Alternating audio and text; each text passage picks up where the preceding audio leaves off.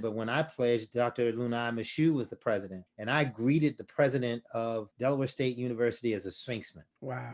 To greet your university president as a Sphinxman, I will never forget.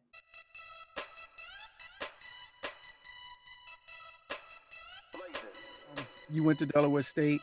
We talked about Freeman Rubowski, brother Rubowski. He By went to choice, Hampton. by the way. Okay, but we talk about Hampton. We talk about your daughter going to Spelman. I went to a PWI. What is it? What is it about HBCUs, even in this day, that you feel is still necessary? Well, I'll take it from then and then to now. Okay. I had been accepted to a number of premier institutions.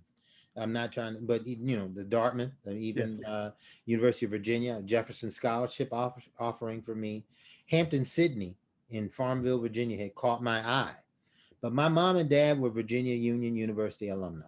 And my father had a very good heart-to-heart talk with me and was like, what would you do? What would you consider about going to college? And I said, well, Dad, I said, I wanted a different experience. I said, everybody's going to Hampton, Howard, Morehouse. I said, I want something different, and he was like, Willis, just give me one semester. And so I think in my mind, I'm going to throw the old, if you play spades or you can, or even bid wish, you can throw off. So right. So I'm thinking I'm playing my father. Right. So what I wound up doing is I mentioned Delaware State, and he was like, well, that's a good school and whatever. And I was trying to get out of his reach too. But I did some research and I said, well, they've got an American Chemical Society approved Department of Chemistry. He said, yeah, there's probably some other nice things about it. And then we took a visit. And I've not told many people this, but I actually had a dream about being on the campus and coming into the campus. And my father and I... Before I went. And I met some of the professors and it was amazing. And some of the students. And my dad says, why don't you give it a semester? Man, and my uncle described it as I was pretty egalitarian, ecumenical. I listened to, Neil Diamond, and I also listened to, of course, Grandmaster Flash. And, right. I was a bandsman. I loved the music and all. Man, he said when I went to school, it was Neil Diamond and other mixtures, and came back strictly Public Enemy.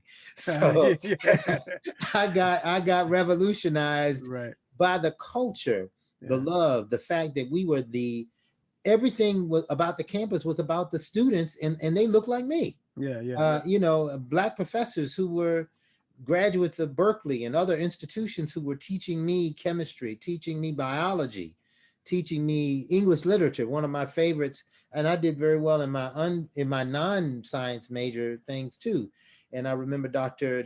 Damas Kenyatta, who happened to be a playwright and a literature professor, and I took world literature 1 and 2 under him because I just enjoyed the way he taught about Bertolt Brecht and Goethe and these guys. This is a Black man teaching me, and it left an indelible mark on me. And I've got a little side story to tell you, but to catapult forward, the fact that Black professors can help you to understand that you can make it in the real world means something when you are on your own and you're in graduate school. Because my father's rationale always was, you can go wherever you want when you're done. And he was right. I chose where I went and got my PhD. And I was, but to have been, I relied on those things. It's just like in the scriptures, it talks about Elijah being fed by ravens.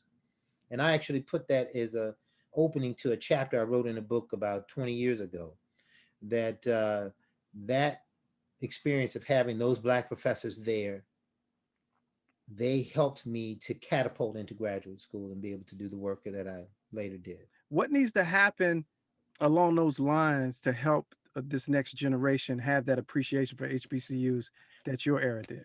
Well, it's like I talked about in my platform, Strong Brotherhood Experiences. We have to share the experiences of brothers to let people know that you can be successful wherever you go. One of the brothers from my chapter, Linford Rowe, Esquire, who left Delaware State and went to NYU for law school, one of the top 10 schools in the country. And he tells me that I helped him, inspire him to go on and to pledge Alpha. Mm. And because he was definitely into his books. And I told him, I said, Alpha men, the quality of men that we were.